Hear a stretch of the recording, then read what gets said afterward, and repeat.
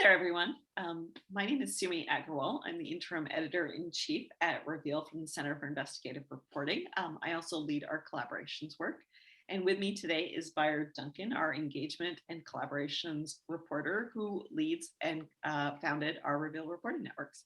So Byard, do you want to talk about the networks? Yes, we started building the networks back in 2018 to solve a problem of having too much stuff with investigative reporting. And we would have mountains of data and tips, and we found that every time we told a huge national story, we would have to sort of narrow our focus so much that important stories would not get told. And so we built the reporting networks as a way to distribute that data and those resources along with trainings to a growing group of reporters across the country, local reporters. Here's a sprinkling of the networks that we have live now. This is around the census, the Scene 2020 project. The Behind the Smiles reporting network is about injury records at Amazon warehouses. We shared those out. Rehab reporting network is about work-based rehabs. And the latest one, which just came out a couple of weeks ago, is around PPP loans. And we'll get to that a bit more in a moment. I think Sumi's going to talk a bit about the investigation itself, the PPP investigation.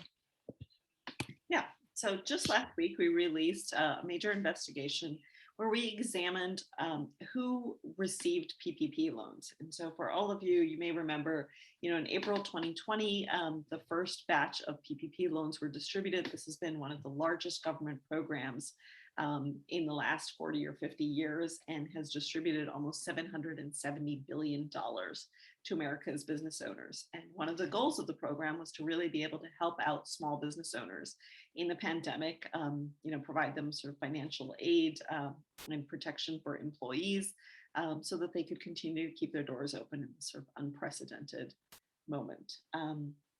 So what we did was we analyzed 5 million PPP loan records. This was information that we obtained by suing the Small Business Administration along with 10 other news organizations. And we got our hands on this data and we spent many months analyzing and doing a ton of work. Our data team really led the effort on that. And what they found, and I'm gonna look over here just to read it, make sure I don't get this wrong, that the disparities between who got these PPP loans were very, very stark. And so in the vast majority of metro areas with a population of 1 million or more, the rate of lending to majority white areas was higher than the rates for any majority Latinx, Black, or Asian areas. And in many metro areas, the rates were really extreme. And so we centered our story at Reveal on LA and trying to understand sort of what happened along one major avenue, which spanned from the beach to South LA, and understanding sort of how that impacted local businesses. And really what we found is the disparities were pretty stark, and that was because of, lack of banking relationships, or there was confusion about who could apply, how to apply, all of those kinds of things. And in some sense, the banking community really failed small business owners in providing the kind of outreach and education that could have really helped them. And so Byard, do you want to tell folks how we took that and turned it into a reporting network? Yes, very briefly, we have an interactive tool that you all should check out that kind of helps illustrate how severe these disparities were in lending. And that's perhaps a great place to start, as far as looking at your own city to sort of get a bird's eye view. When we built the PPP reporting network, the goal was, like so many of our previous reporting networks, to basically place the raw materials and the proper knowledge on how to pursue stories based on those raw materials in the hands of the 1,100 or so reporters who are part of our Reveal reporting networks. And so in this case, there was a mountain of data, as Sumi mentioned, and we hosted a training 2 weeks before our publication date, and we offered up embargoed data to, it ended up being about 65 or 70 reporters who attended our training, and basically gave them the opportunity to publish with us, to sort of share a deadline so that we could kind of build buzz off of each other's work. This is a quick view of what one of these network pages looks like, obviously the most recent being the PPP reporting network. It's a brief explanation.